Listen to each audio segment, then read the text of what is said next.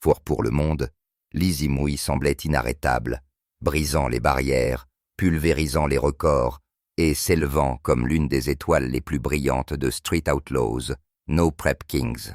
Mais alors que la foule voyait les victoires, peu connaissaient à la tempête qu'elle combattait en dehors de la piste. C'était une bataille dont aucune voiture, aucun moteur, aucune équipe ne pouvait la protéger.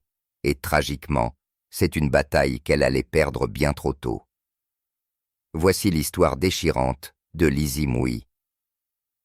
Née le 1er janvier 1991 à Carter, dans le New Jersey. Lizzie Mouille a pratiquement été élevée à l'odeur du caoutchouc brûlé et au rugissement des moteurs. Son père, Pat Mouille, était déjà une légende dans le monde de la course et de la construction de moteurs, tandis que sa mère, Elisabeth Agneta Musi, apportait une influence suédo-américaine aux racines de la famille. Avec un tel héritage, il n'est pas surprenant que Lizzie ait trouvé sa passion très tôt. À seulement 8 ans, elle grimpait dans des dragsters juniors, et tout au long de son adolescence, la course est devenue plus qu'un simple hobby. C'était un mode de vie. À 16 ans, elle avait terminé son parcours dans les rangs juniors, prouvant déjà que la piste était l'endroit où elle devait être. En 2012, la vie a apporté un grand changement. Pat Mouille a déménagé son atelier de puissance à Mooresville, en Caroline du Nord, au cœur du pays de la course, et Lizzie a déménagé dans le sud avec sa famille. C'était un ajustement, mais elle l'a adopté. Les hivers plus chauds, l'hospitalité du Sud et, surtout, la culture de la course automobile sans fin lui ont fait se sentir chez elle. Elle pouvait sortir et entendre le rugissement des moteurs des pistes de course voisines ou des tests dyno résonnant dans la région. Pour quelqu'un comme Lizzie, c'était le paradis.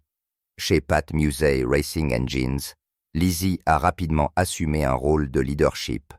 Son père se concentrant davantage sur la construction de moteurs que sur le travail de bureau, elle a commencé à gérer une grande partie des activités quotidiennes. L'atelier ne se contentait pas de fabriquer des moteurs pour les amateurs. Il alimentait certains des plus grands noms du sport, de John Hall et Tommy Franklin à Ricky Smith, le champion du monde NH Pro Mode, en titre à l'époque. Lizzie gérait les pièces, les commandes, les factures, et la communication avec les clients, tandis que sa mère et sa sœur s'occupaient de la paperasserie. Son père a continué à diriger, mais il était clair qu'il s'agissait d'une véritable entreprise familiale.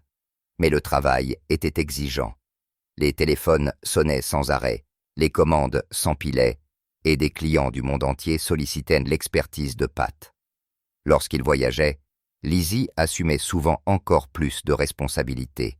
Mais elle s'épanouissait sous la pression, croyant que les journées chargées signifiaient que les affaires étaient florissantes.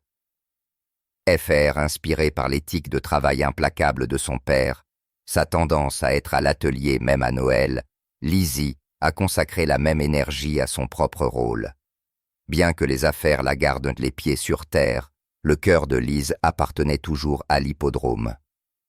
Elle a fait ses grands débuts lors de l'ouverture de la saison ADRL 2012 à Houston, prouvant rapidement qu'elle n'était pas qu'une autre recrue. Elle a qualifié la Camaro 1969 des propriétaires de son équipe à la 5e place et a même remporté son premier tour éliminatoire. Mais la journée a pris une tournure inattendue lorsqu'un accident de burn-out a entraîné une disqualification. Embarrassée mais déterminée, Lizzie savait qu'elle avait plus à prouver. Cette chance et un moment de gloire virale sont arrivés peu de temps après. Lors des qualifications aux ADRL Spring Drags à Bristol, dans le Tennessee, la Camaro de Liz a perdu le contrôle près de la ligne d'arrivée. Voyageant à une vitesse fulgurante, la voiture a décollé, a franchi le garde-corps et a dérapé avant de s'écraser dans l'herbe. Étonnamment, un vidéaste a capturé toute la scène tout en évitant de justesse d'être frappé lui-même. Les images se sont répandues dans les médias nationaux et internationaux, mettant Lizzie à la une partout. Du jour au lendemain, elle est devenue largement connue, mais pas pour les raisons qu'elle souhaitait. Elle a géré la tension soudaine avec grâce, apparaissant même sur Fox News pour discuter de l'accident et de sa carrière de pilote. Pourtant, elle a clairement indiqué qu'elle ne voulait pas qu'on se souvienne d'elle uniquement comme de la fille qui s'est écrasée. Gagner des courses et courir après les championnats était son véritable objectif. Une nouvelle voiture lui a donné cette chance. Quelques semaines après l'accident de Bristol, son équipe a acquis une Camaro 68 et Lizzie a rapidement rappelé à tout le monde ce dont elle était capable. Lors de la course ADRL à Saint-Louis, elle a réalisé son meilleur temps en carrière à 4h15 secondes, s'est qualifiée 4e et a franchi 2 tours. Pour Lizzie, il ne s'agissait pas seulement des résultats. Il s'agissait de prouver qu'elle avait sa place derrière le volant. Avec une voiture plus stable et une confiance croissante, Lizzie et son équipe sont devenus un pilier des meilleurs rangs sportifs, se qualifiant régulièrement parmi les meilleurs. À la fin de sa saison de recrue, elle avait atteint les demi-finales à Dallas et terminé 8e au classement général, une réalisation qui a fait taire tous les doutes persistants quant à son talent. Elle a transporté le même feu en 2013 à Rockingham, en Caroline du Nord. Lizzie a fait tourner les têtes avec sa meilleure course de qualification à ce jour, se classant 2e. L'élan s'est poursuivi à Selle, en Géorgie, où elle s'est qualifiée 3e avant que la pluie n'interrompe l'événement. Mais le message était clair. Elle était là pour rester. À Cordova, dans l'Illinois, elle a réalisé un autre départ en 2e position. FR et à Richmond, en Virginie, elle a finalement percé en remportant son tout premier prix de qualification numéro 1. Elle s'est battue jusqu'aux demi-finales et a quitté Richmond en tête de la course au point du meilleur sportif. Après une courte pause, la saison a repris à Martin, dans le Michigan. Une fois de plus, elle a commencé près du sommet du peloton, s'est qualifiée 2e et a atteint les demi-finales. Mais tous les week-ends ne se sont pas déroulés comme elle le souhaitait. À Memphis, elle s'est qualifiée 6e, a trébuché au premier tour et est repartie avec une rare sortie précoce. De retour à Rockingham, les choses ne se sont pas améliorées. Dans la bataille très attendue pour les ceintures, sa journée s'est terminée instantanément après avoir quitté la ligne trop tôt. Dragstock a suivi, mais malgré une solide 4e place en qualification, elle a été éliminée après le premier tour. Malgré la déception, Rockingham est resté l'un de ses meilleurs souvenirs de cette saison. Les fans se sont présentés en masse, faisant la queue pour des autographes et l'encourageant quels que soient les résultats. Elle chérissait ces moments, disant souvent que quoi qu'il arrive sur la piste, les fans faisaient que tout valait la peine. Ils étaient sa source d'énergie, sa motivation. Beaucoup ont même évoqué son infâme moment de voiture bleue à Bristol. Mais maintenant, ses performances avaient largement remplacé ce souvenir par quelque chose de mieux. Son profil croissant a également entraîné de nouveaux défis, principalement l'attention des fans, pas toujours facile à gérer. Alors que les jeunes filles et les femmes l'approchaient souvent pour s'inspirer, de nombreux fans masculins avaient d'autres motivations. Certains voulaient son numéro de téléphone, d'autres laissaient des messages désespérés sur les médias sociaux pour lui demander des rendez-vous. C'était parfois accablant, mais elle est restée concentrée sur la course, refusant de laisser les distractions la détourner de sa trajectoire. Sur le plan personnel, elle a admis avoir fréquenté quelques pilotes ces dernières années, bien qu'aucune de ces relations n'ait duré longtemps. Ce n'était pas un hasard. Son père lui rappelait souvent que l'énergie de la famille devait rester concentrée sur l'entreprise de course automobile, et elle a accepté de réussir au niveau qu'elle souhaitait. Son attention devait rester bloquée sur le sport. La course passait en premier, tout le reste en second. À la fin de la saison, elle avait glissé à la 3e place du classement, toujours à portée de frappe. Tout s'est joué à Houston, où 5 pilotes étaient encore en lice pour le championnat. Malheureusement, la catastrophe a frappé. Les problèmes de transmission, qui avaient déjà affecté son équipe, ont finalement cédé. Pendant les essais, La voiture semblait imbattable, effectuant 3 passages fulgurants avec des temps de réaction extrêmement précis. La confiance était à son comble jusqu'au premier tour de qualification, lorsque la transmission a échoué en vitesse supérieure. En un instant, ses espoirs de titre se sont évanouis. FR de fortes pluies à Houston ont écourté les manches de qualification, ne lui laissant aucun temps pour se rétablir. Les éliminations ont continué sans elle, et elle a terminé l'année 5e au classement général. C'était une fin douce amère, forte dans l'ensemble, mais gâchée par ce qui aurait pu être. Pourtant, elle a crédité son équipe et ses sponsors, se rappelant que la course est imprévisible. Tout peut mal tourner avec la voiture à tout moment. Cette saison a marqué un véritable tournant. Peu de temps après s'être séparée de John Lee, elle s'est retrouvée à entrer dans un tout nouveau chapitre avec la Professional Drag Racers Association.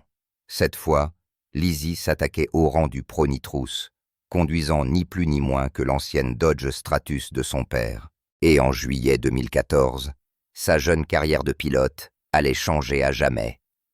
Lors de sa 5e course Pro Nitrous, elle s'est alignée au tout premier PDR US Drags au Virginia Motorsports Park et a stupéfié tout le monde en se frayant un chemin vers la victoire. Ce n'était pas une victoire comme les autres, c'était historique. Pour la première fois dans l'histoire des 89 courses de la division Pro Nitrous, une pilote féminine se tenait au sommet et elle n'avait que 23 ans. Lizzie avait déjà fait tourner les têtes lors de sa saison de recrue. Elle avait franchi la barrière des 3,70 secondes, franchi la barre des 200 mètres par heure et atteint une finale quelques semaines plus tôt. Mais la Virginie était différente. Lors des qualifications, elle a réalisé un chrono stupéfiant de 3,740 secondes, un nouveau record Pro Nitrous qui l'a immédiatement placé au sommet de ce qui était considéré comme le peloton le plus rapide de l'histoire de la catégorie. Pour même figurer dans la liste des 16 voitures, les pilotes devaient réaliser un incroyable chrono de 3,89 secondes ou plus. Avec 32 des meilleures voitures Nitrous au monde enlissées pour des places, le temps de Liz ne l'a pas seulement qualifié, il l'a distingué. Son passage du 8e de mile est également devenu le plus rapide jamais enregistré sur le sol américain par un door slammer sans moteur suralimenté. Cette course était d'autant plus impressionnante que les choses avaient été instables auparavant. Les essais avaient été difficiles. Les 2 premières courses de qualification ont été une lutte et, la veille au soir, le seul espoir de l'équipe était de faire passer la voiture sur la piste en un seul morceau. Mais lorsque Lizzie s'est lancée, tout a changé. La voiture a pris vie. Elle a franchi la ligne à toute vitesse et le tableau d'affichage a affiché 3,64. Le chef d'équipe Gary Henry l'a hurlé à la radio tandis que Lizzie, toujours attachée, célébrait avec incrédulité ce qu'elle venait de réaliser. En coulisses, son père, Pat Mouy, a admis que l'équipe avait été un peu perdue lors des essais. Ricky Smith, une autre icône du drag racing, est intervenu pour guider Lizzie et l'aider à configurer le châssis. Pat se disait un spécialiste des moteurs, et avoir Ricky là pour équilibrer les choses signifiait beaucoup pour lui. FR. Ce n'était pas la première fois que les deux travaillaient ensemble. Ricky avait participé au succès de Pat des années auparavant, et une fois de plus, ce partenariat a porté ses fruits. À partir de ce moment, la mission était claire. Ils ne quitteraient pas la Virginie sans la victoire. Pat a réuni l'équipe, Gary Henry, Joe Dunn, Ryan Lowry et la mère de Liz, Elizabeth, et a insisté sur l'importance d'une exécution sans faille. La voiture et le pilote étaient prêts. Il s'agissait maintenant de tout mettre en œuvre. Tout au long des éliminations, Lizzie a gardé son sang-froid. Elle a dépassé David Campbell et Jay Cox avant de rencontrer John Camp en demi-finale. On aurait dit que sa course était terminée lorsque les pneus ont violemment tremblé au départ, mais la Camaro de Camp a subi une panne de moteur massive, et Lizzie a réussi à se rétablir, à pédaler sur la voiture et a arraché le vent. Pat, qui avait lui-même conduit cette voiture pendant des années, a loué la capacité de sa fille à la manière sous pression. Elle a prouvé qu'elle ne se laissait pas facilement déstabiliser. La finale l'a opposée à Jason Harris, un pilote qui avait été intouchable cette saison avec 4 victoires consécutives. Les 2 voitures ont fait patiner les pneus au départ, mais Lizzie a gardé la sienne sous contrôle, a pédalé et a foncé vers l'arrivée. Et voilà, Harris était enfin battu, et Lizzie Mouy était entrée dans l'histoire. Après avoir franchi la ligne d'arrivée, elle est restée assise dans sa voiture pendant un moment, laissant tout cela s'infiltrer en elle. Soulagement, joie et le poids soudain d'attentes plus grandes. Gagner ne se résumait pas au trophée. Cela signifiait que la pression n'allait qu'augmenter. Mais Lizzie faisait entièrement confiance à son père, à son équipe et à la voiture sous elle. Pat Mouy, quant à lui, n'était pas du tout surpris. Il avait toujours cru qu'elle était faite pour ça. Depuis qu'elle était petite, elle a été entourée par le sport, absorbant tous les détails.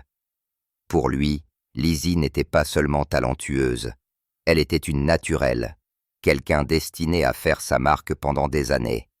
La même année, elle l'a prouvé en remportant le titre de recrue de l'année de la PDA et en faisant même la couverture du numéro le plus chaud de Drag Illustrated. Son parcours, cependant, n'a pas été sans frayeur. En mars 2015, elle et le vétéran Ron Manx ont été impliqués dans un terrible accident à grande vitesse lors des qualifications Pro Nitrous au PDR Texas Nationals. Miraculeusement, les 2 s'en sont sortis indemnes, mais cela a rappelé de façon glaçante à quel point ce sport est dangereux. Pourtant, Lizzie n'a pas reculé. Plus tard la même année, elle s'est reprise pour remporter sa 2e victoire en carrière en Pro Nitrous au Brian Olsen Memorial PDR World Finals. En septembre 2016, elle a ajouté une autre victoire au Gallows Motorsports Park. Son succès ne s'est pas limité aux pistes américaines. Lizzie a emmené ses talents à l'étranger, à l'Arabian Drag Racing League Pro Series, où elle a innové en tant que première femme pilote à remporter une finale de 4e manche. Mais au moment où il semblait que rien ne pouvait la ralentir, la vie lui a envoyé la plus grosse balle courbe de sa carrière. En avril 2023, Lizzie Mouy était assise à côté de son fiancé, Kai Kelly, et a partagé une nouvelle dévastatrice avec son public YouTube. On lui avait diagnostiqué un cancer du sein de stade 4. Tout a commencé des mois plus tôt, fin 2022, lorsqu'elle a remarqué une bosse pour la première fois. Au cours des 6 mois suivants, elle a grossi et, après une série de tests, les médecins ont confirmé le pire. Le cancer était agressif et s'était déjà propagé à ses ganglions lymphatiques et à son foie.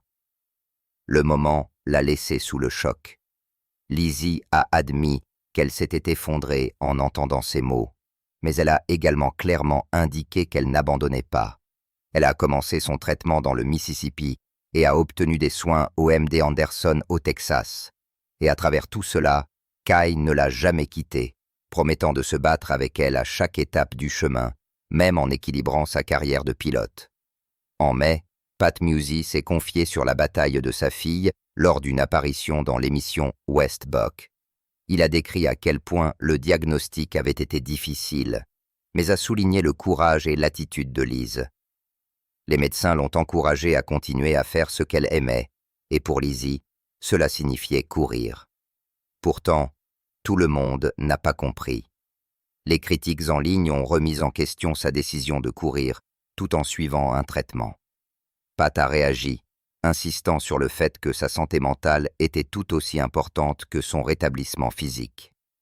La course lui donnait un but, et la décourager était la dernière chose dont elle avait besoin. Il a loué sa résilience, la qualifiant de la plus courageuse d'entre eux, et a juré de prendre son combat un jour à la fois. Et Lizzie leur a tous donné raison. Avec la bénédiction de son médecin, elle s'est lancée dans la saison NPK. Lors de l'ouverture de la saison, elle a montré qu'elle n'avait pas manqué une étape, maniant sa voiture sous pression comme elle l'avait toujours fait. Puis, en août, est arrivé un moment qui a fait taire tous les doutes. Lizzie Musey a conduit sa toute nouvelle Bonnie 2.0, construite par Robert Hayes, à sa première victoire de la saison à Tulsa. La victoire l'a propulsée à la 3e place du classement avec un record de 135 tours. FR. Après la course, elle a parlé avec une honnêteté brute. Les mois qui ont suivi son diagnostic avaient été accablants, et beaucoup avaient douté de sa capacité à continuer à courir.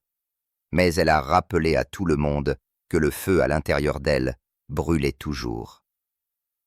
Elle a remercié sa famille et son système de soutien pour l'avoir maintenue forte, et elle a partagé un moment profondément émotionnel avec son père à la fin, reconnaissant tous les deux les batailles qu'ils avaient menées pour arriver là. Son élan s'est poursuivi. Peu après Tulsa, Lizzie a remporté une autre victoire, cette fois lors d'une finale à Banner Speedway. À la fin de la saison, elle était à égalité pour la 7e place au classement général des points sur invitation. Une déclaration puissante que même face à son défi le plus difficile, elle a refusé de reculer. Au début de 2024, la saison de Liz était à la fois prometteuse et incertaine. Elle était toujours à la recherche du bon traitement après que son cancer se soit propagé à ses ganglions lymphatiques et à son foie. Pourtant, même face à cette bataille, elle était déterminée à continuer à courir. En mars, elle a remporté une course de compétition contre Jeff Lutz au Drag Illustrated World Series of Pro Mod. En avril, elle a partagé une vidéo qui la montrait profitant pleinement de la vie, même sous chimiothérapie. Dans son message aux fans, elle a réfléchi à la façon dont le voyage lui avait donné une nouvelle perspective, un sens plus profond du but et de la force tirée de sa foi, de sa famille, de ses amis et de ses médecins. En mai, elle s'est ouverte davantage sur son combat contre le cancer du sein de stade 4. Après avoir essayé une série de traitements aux États-Unis, elle a révélé que sa dernière apparition à Empire Dragway serait sa dernière course pendant un certain temps. Lizzie se rendait en Allemagne pour un traitement spécialisé conçu pour cibler directement son foie.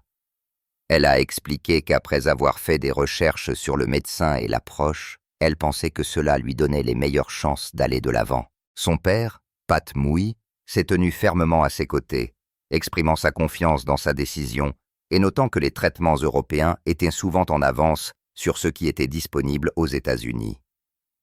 Tout au long de cette épreuve, Lizzie a fait preuve de résilience. Elle a rappelé à tout le monde que la course n'était pas qu'un sport pour elle. C'était un exutoire, un rappel que le cancer n'avait pas éteint son feu. Avec son système de soutien derrière elle, elle est restée déterminée à vivre pleinement à la fois sur et hors de la piste. Cet esprit était visible à Empire Dragway. Lors de son affrontement avec Paige Coughlin, la Camaro de Liz, Bonnie 2.00, a rencontré des problèmes dans le bac à eau. Plutôt que de remporter la victoire facilement, Paige et son équipe ont pris la décision de donner plus de temps à Lizzie. C'était un moment de véritable esprit sportif qui, selon Pat Musey, reflétait le respect de longue date entre les familles Coughlin et Musey. Lizzie a ensuite remporté la course et terminé 2e de l'épreuve, clôturant sa saison américaine avec une 2e place au classement général avant de partir à l'étranger avec sa mère à ses côtés. Puis vint le 27 juin 2024, une date qui a ébranlé le monde de la course. Lizzie Mouy est décédée à seulement 33 ans, entourée de ses proches à la maison. Pat a lui-même partagé la nouvelle dévastatrice, remerciant les fans pour leurs prières et demandant le respect de la vie privée pendant que la famille était en deuil. FR les hommages ont afflué, les messages de choc, de tristesse et d'amour remplissant les médias sociaux. Dans les semaines qui ont suivi, la famille Musey a été confrontée à la question de savoir quoi faire de Bonnie, la bien-aimée Camaro 69 de Liz. La réponse est venue d'un lien de longue date avec la famille Franklin.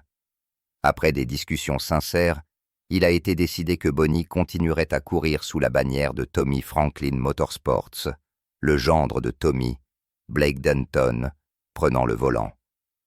Pour Pat et Liz Musey, la décision ne consistait pas à lâcher prise. Il s'agissait d'honorer Lizzie. Les Musey avaient partagé une amitié étroite avec les Franklin pendant plus d'une décennie. Leurs familles étaient liées non seulement par la course, mais aussi par une connexion authentique. Lizzie et Amber Franklin, la fille de Tommy, s'étaient toujours soutenues mutuellement, et maintenant, l'équipe Franklin était déterminée à maintenir l'esprit de Liz vivant sur la piste. Bonnie a rejoint une gamme de voitures Franklin déjà formidable. Mais ce projet portait un poids plus profond. Blake, qui avait remporté le championnat du monde PDR Super Street 2023, a assumé la responsabilité avec humilité et gratitude. Il a reconnu à quel point cette opportunité était spéciale, remerciant les deux familles de lui avoir confié une voiture qui signifiait tant. Les premiers essais ont commencé au Virginia Motorsports Park, la voiture ressemblant exactement à ce qu'elle était lors de la dernière course de Liz à Empire Dragway. L'objectif de l'équipe était de transformer Bonnie de sa configuration de roi sans préparation en une prétendante de rue pro. Avec le tuner Jeff Pierce guidant le processus, il visait à préparer la voiture à participer à l'une des classes les plus difficiles du drag racing. Tommy Franklin a souligné qu'il ne s'agissait pas seulement d'ajouter une autre voiture à l'écurie. Il s'agissait d'un héritage. Lizzie avait remporté de nombreuses victoires dans Bonnie et l'équipe Franklin voulait perpétuer cette tradition dans Pro Street. Ils ont clairement indiqué qu'ils ne se précipiteraient pas. Lorsque Bonnie reviendrait sur la piste, elle serait prête et chaque windlight servirait d'hommage à Lizzie Musey, une coureuse dont le feu continue de brûler longtemps après son dernier passage.